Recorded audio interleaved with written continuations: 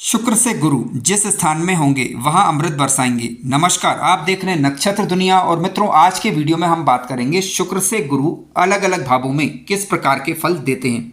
यानी आज के इस वीडियो में हम आपकी कुंडली में शुक्र जहां बैठे हुए हैं वहां से गुरु के अलग अलग भावों में बैठे होने पर फलों पर चर्चा करेंगे। यदि आप चैनल पर नए हैं तो चैनल को सब्सक्राइब अवश्य करें। वीडियो ज्ञानवर्धक लगे तो लाइक भी करें। आइए शुरू करते हैं। मित्रों, आइए वीडियो की शुरुआत करते हैं। सबसे पहले हम बात करेंगे यदि किसी जातक की कुंडली में गुरु और शुक्र एक साथ बैठ जाए तो किस प्रकार के इनके फल होते हैं। इसके बाद हम शुक्र से गुरु के अलग अलग भावों में फलों पर चर्चा करेंगे। देखिए, गुरु और शुक्र की युति जब कभी भी कुंडली के अंदर बनती है, चाहे किसी भी भाव के अंदर ये बने, तो उस भाव को काफ़ी ज़्यादा ये सशक्त कर देती है। गुरु और शुक्र की युति को कहा जाता है गज लक्ष्मी योग। काफ़ी अच्छी युति है और काफ़ी अच्छे प्रभाव जीवन काल के दौरान इसके देखने को मिलते हैं।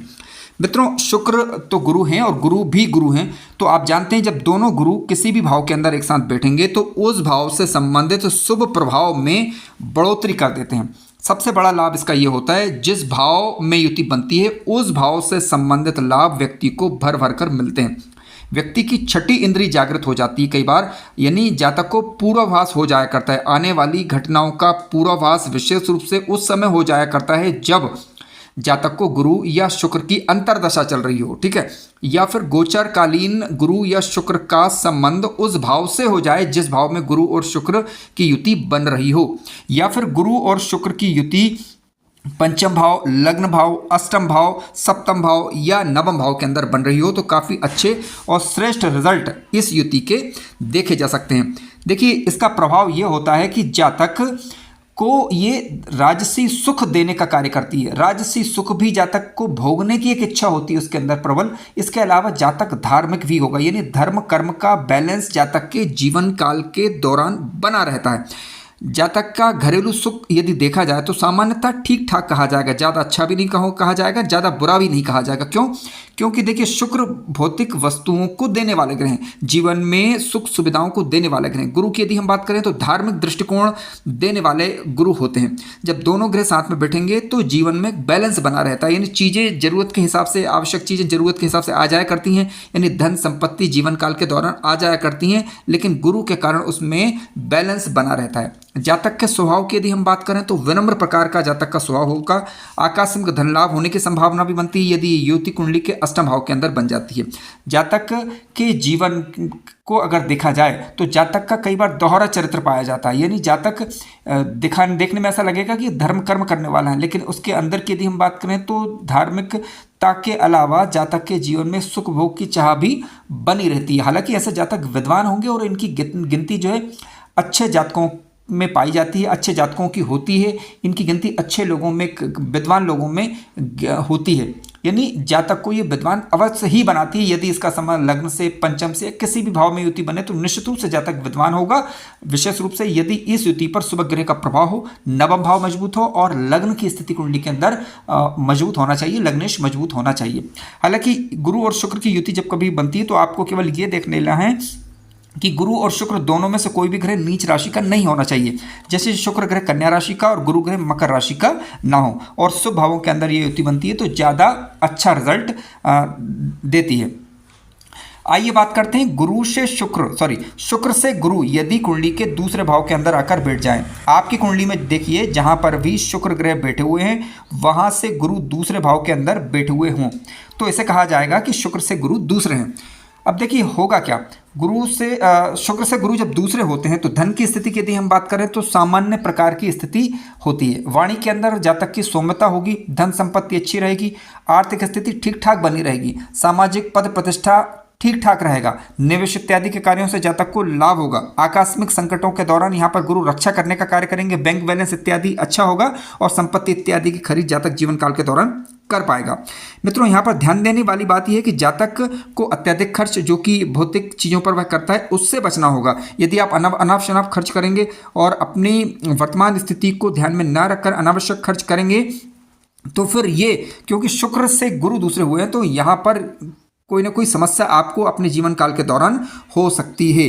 ठीक है, तो यहाँ पर गुरु विपरीत प्रभाव देंगे यदि शुक्र से गुरु दूसरे हों और आप भौतिक चीज़ों पर अनावश्यक खर्च करते हैं या फिर अनावश्यक रूप से खान पान करते हैं और कह सकते हैं कि आप ऐसा भोज्य पदार्थ ग्रहण कर रहे हैं जो कि सात्विक ना हो, तो ऐसी स्थिति में निश्चित रूप से गुरु यहाँ पर खराब रिजल्ट फिर आपको देंगे। तो इन चीज़ों से यहाँ पर बचने का प्रयास करना चाहिए। आइए बात करते हैं शुक्र से गुरु यदि तीसरे भाव के अंदर आकर बैठ जाए। मित्रों, शुक्र से गुरु यदि तीसरे भाव के अंदर आकर बैठते हैं तो आप जानते हैं कि कुंडली का तीसरा भाव पराक्रम का भाव है, तो मेहनत जीवन काल के दौरान बनी रहेगी। ज्ञान का सही प्रदर्शन करने में या फिर पढ़ी हुई शिक्षा का लाभ लेने में कई बार आपको कठिनाइयों का अनुभव हो सकता है। भाग्य का लाभ हालांकि जातक को जीवन काल के दौरान मिल पाएगा, लेकिन जातक को चाहिए कि अनावश्यक रूप से लापरवाही से बचे, लेकिन इत्यादि कार्यों से आपको लाभ होगा। संकल्प शक्ति सामान्यता अच्छी रहेगी यदि गुरु पर किसी खराब ग्रह का प्रभाव ना हो और शुक्र खराब स्थिति में ना हो। परिश्रम का फल मिलने में कई बार कठिनाई होती है, क्योंकि जिस चीज़ में व्यक्ति मेहनत करता है उसका लाभ जो है आसानी से नहीं मिल पाता। यहाँ पर थोड़ी सी ये परेशानी रहती है। आइए चर्चा करते हैं शुक्र से गुरु यदि चतुर्थ भाव के अंदर आकर बैठ जाए। मित्रों, शुक्र से गुरु यदि चतुर्थ भाव के अंदर आकर बैठेंगे तो ये दोनों का केंद्रीय संबंध हुआ, तो घरेलू समस्याएं जीवन काल के दौरान बनी रह सकती है। जरूरत से ज़्यादा गंभीर स्वभाव होना ठीक ठाक नहीं कहा जाएगा, तो सामान्य कोशिश करिएगा कि स्वभाव सामान्य ही बनाए रखने का आपको प्रयास करना चाहिए। धार्मिक दृष्टिकोण से देखा जाए और सुख प्राप्ति की अभिलाषा इच्छा से देखा जाए तो यहाँ पर खींचतानी मची रह सकती है। यानी कई बार आपका मन कहेगा कि धर्म कर्म की तरफ बढ़े, कई बार आपका मन करेगा कि भौतिक सुख सुविधाओं की तरफ बढ़े, तो यहाँ पर आपको बैलेंस बनाकर चलना चाहिए। अत्यधिक नुकसान हो सकता है आपको यदि आप आंख मूंझकर किसी पर भरोसा करते हैं, तो यहाँ पर थोड़ा सा सावधानी बरतने की आवश्यकता होती है। शुक्र से गुरु यदि पंचम भाव के अंदर आकर बैठ जाएं। मित्रों, शुक्र से गुरु यदि कुंडली के पंचम भाव के अंदर आकर बैठते हैं तो देखिए पंचम भाव क्या है? व्यक्ति का विवेक, व्यक्ति की बुद्धि, व्यक्ति की सूझबूझ। ठीक है, तो आप न्यायपूर्वक कार्य करेंगे यहाँ पर। इसके अलावा शिक्षा और संतान का लाभ आपको जीवन काल के दौरान मिल पाएगा। शिक्षा संतान की दृष्टि से ये चीज़ें ठीक ठाक रहेंगी। सामाजिक मान पद प्रतिष्ठा के हिसाब से भी ये स्थिति ठीक ठाक रहेगी। समाज में उन्नति भी आपकी सामान्यता अच्छी रहेगी। ठीक है, इसके अलावा आपको एक बात का ध्यान रखना चाहिए कि पंचम भाव से जिन रिश्ते नातों का हम विचार करते हैं वहाँ पर थोड़ा सा सावधानी बरतने की आवश्यकता है। यानी संतान भाव, क्योंकि यहाँ पर संतान का विचार प्रमुख रूप से करा जाता है, तो आपके जो भी कर्तव्य हैं वह आप करें, अपेक्षा ना करें। शुक्र से गुरु यदि पंचम होंगे तो क्योंकि गुरु की नवी दृष्टि शुक्र पर पड़ेगी, तो निश्चित रूप से आप जो है आपकी सूझबूझ अच्छी होगी। आपकी भौतिक सुख सुविधाओं भौतिक सुविधाओं को चाहने की जो इच्छा है उस पर काफ़ी हद तक नियंत्रण स्थापित होगा। हालांकि ये डिपेंड करेगा कि शुक्र का प्रभाव ज़्यादा है या गुरु का प्रभाव ज़्यादा है, यानी गुरु का बल ज़्यादा है, शुक्र का बल ज़्यादा है। यदि शुक्र का बल ज़्यादा हुआ तो इच्छा निश्चित रूप से रहेगी, और गुरु की दृष्टि, क्योंकि यदि गुरु बलशाली हो तो निश्चित रूप से गुरु शुक्र पर यहाँ पर नियंत्रण स्थापित कर जाएंगे। आइए बात करते हैं गुरु यदि शुक्र से छठे भाव के अंदर आकर बैठ जाएं।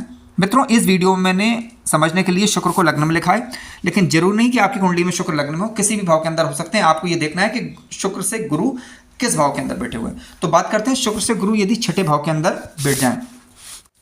मित्रों, शुक्र से गुरु यदि छठे भाव के अंदर बैठते हैं तो ऐसी स्थिति में स्वास्थ्य संबंधी परेशानियां थोड़ी बहुत रह सकती हैं, पेट से संबंधित समस्या। ठीक है, इसके अलावा कई बार जो है आपको आपका जो ननिहाल पक्ष है, मामा पक्ष है आपका, ठीक है, वहाँ पर भी आपको थोड़ा सा सावधानी बरतने की यहाँ पर आवश्यकता बनती है। शत्रुओं की यदि हम बात करें तो शत्रुओं के साथ अत्यधिक रूप से विनम्रता रखना आपके लिए कई बार जो है नुकसानदेह हो सकता है, यानी कि शत्रु आपको जो है कमजोर समझ सकते हैं। तो ध्यान रखें कि आप बराबरी वाला व्यवहार यहाँ पर करें, क्योंकि गुरु सामान्यतः यदि छठे भाव के अंदर हो या शुक्र से गुरु छठे भाव के अंदर हो तो एक समस्या ये रहती है कि जातक जो है समझौतावादी दृष्टिकोण अपनाता है। हालांकि यहाँ पर देखा जाए तो जातक का ही भला होगा।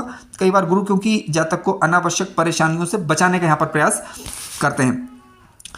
शुक्र से गुरु यदि छठे भाव के अंदर होंगे तो ऐसी स्थिति में आपको कार्य क्षेत्र में लाभ दिलवाएंगे। धन धान्य में देखा जाए तो संतुलन बना रहेगा।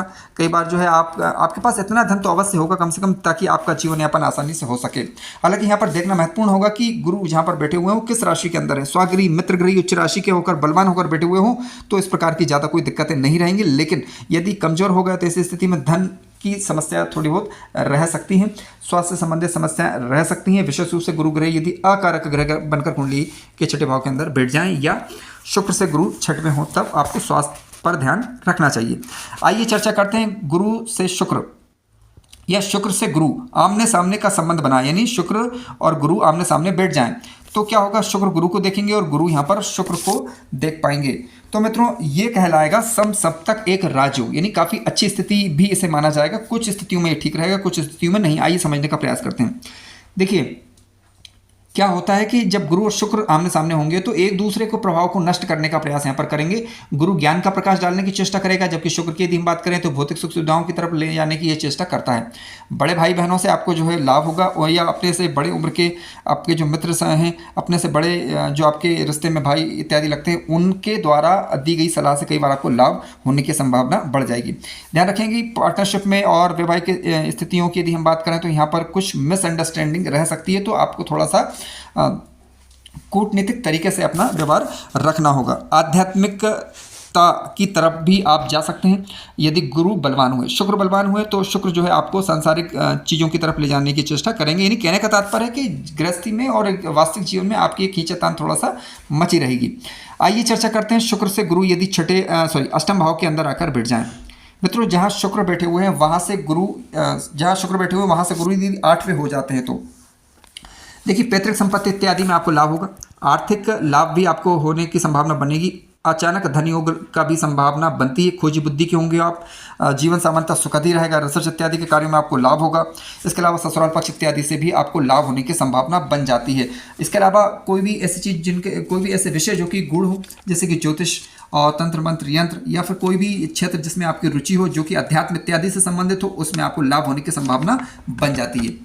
आइए बात करते हैं शुक्र से गुरु यदि 9वें भाव के अंदर आकर बैठ जाएं। मित्रों, शुक्र से गुरु 9वें भाव के अंदर होंगे तो निश्चित रूप से गुरु की दृष्टि शुक्र पर जाएगी, लेकिन शुक्र की दृष्टि यहाँ पर गुरु पर नहीं जाएगी।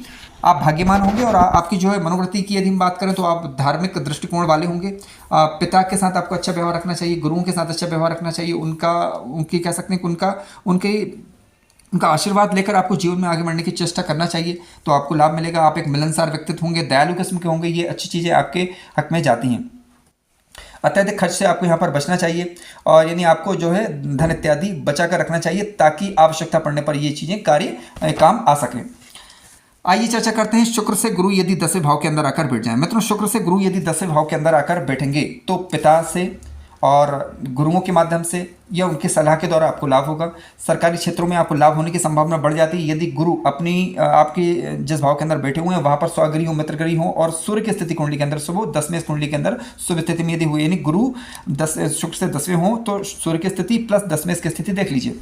यदि इनकी स्थिति कुंडली के अंदर शुभ होती है तो निश्चित रूप से कार्य क्षेत्र में आसानी आपको होगी, और कार्य क्षेत्र में यदि आप अपने सहयोगियों के साथ अच्छा बर्ताव करेंगे निश्चित रूप से जीवन में आप आगे बढ़ेंगे और आपकी सलाह से उन लोगों को भी लाभ होगा। लेकिन कई बार जो है आपको अपना स्वयं का लाभ मिलने में थोड़ी दिक्कतें आएंगी, लेकिन हाँ, फायदा जरूर आपका होगा। धन की कमी से आप सामान्यतः नहीं जूझेंगे, आवश्यक धन आपके जीवन में आता रहेगा। शुक्र से गुरु यदि 10वें भाव के अंदर बैठ जाएं तो नेतृत्व कौशल आपका अच्छा रहेगा। घरेलू सुख संपन्नता बनी रहेगी। आत्मविश्वास आपका सामान्यतः अच्छा रहेगा। वाणी कुटुंब की यदि हम बात करें तो ये सामान्यतः स्थिति ठीक ठाक ही बनी रहेगी। मित्रों, शुक्र से गुरु यदि एकादश भाव के अंदर आकर बैठ जाते हैं, देखिए शुक्र से गुरु यदि एकादश भाव के अंदर आकर बैठ जाते हैं तो लाभ की दृष्टि से काफ़ी अच्छी स्थिति दिखाई जाएगी। बौद्धिक स्तर अच्छा रहेगा, आपका पूर्वाभास होने की संभावना बन जाती है। यदि अशुभ स्थिति में हुए तो ऐसी स्थिति में कहीं ना कहीं अट्रैक्शन इत्यादि के कार्यों से थोड़ा सा आपको नुकसान हो सकता है, या कह सकते हैं कि उनमें सफलता ना मिले। सिद्धि मंत्र तंत्र यंत्र इत्यादि में आपको सफलता होने की संभावना बढ़ जाती है। शत्रु की यदि हम बात करें तो शत्रु पक्ष आप पर समानता हावी नहीं हो पाएगा, ठीक है। मित्र इत्यादि की बात करें तो अत्यधिक विश्वास आपके लिए हानिकारक सिद्ध हो सकता है, तो यहाँ पर थोड़ा सावधानी बरती जानी चाहिए। शुक्र से गुरु यदि कुंडली के 12वें भाव के अंदर आकर बैठ जाएं। मित्रों, शुक्र से गुरु यदि 12वें भाव के अंदर आकर बैठ जाते हैं तो देखिए क्योंकि दोनों गुरु हैं तो खर्च की अधिकता रह सकती है। आर्थिक परेशानी समानता रह सकती है, रोगों इत्यादि से परेशान रह सकते हैं, लेकिन फिर भी आप इन परिस्थितियों से निकल जाएंगे। वाद विवाद इत्यादि की संभावना बनती है, लेकिन फिर भी आप उन स्थितियों से निकल जाएंगे। आकस्मिक संकटों के दौरान यहाँ पर गुरु आपकी रक्षा करते हैं। परोपकार के कार्यों के द्वारा, उपकार के कार्यों के द्वारा आपको लाभ होगा। ग्रस्त इत्यादि की यदि हम बात करें तो यहाँ पर थोड़ा सा आपको सावधानी बरतनी चाहिए। गुरु यदि 12वें घर के अंदर हैं तो आप कोशिश करिएगा कि जो भी धार्मिक स्थल हैं, जैसे मंदिर हुए या गुरुद्वारे हुए या कोई भी धार्मिक स्थल जहाँ पर आप अपने धर्म के अनुसार आराधना करते हैं, पूजा इत्यादि करते हैं, तो वहाँ पर जाने से आपको लाभ होगा। और कोई भी धार्मिक कार्य करेंगे, कोई भी धर्म कर्म के कार्य करेंगे तो निश्चित रूप से आप अपने जीवन में उन्नति करेंगे, प्रगति करेंगे और गुरु के आपको अच्छे फल मिल सकेंगे। मित्रों, कार्यक्रम ज्ञानवर्धक लगा हो तो लाइक करें, चैनल पर नए हो तो सब्सक्राइब भी करें। धन्यवाद।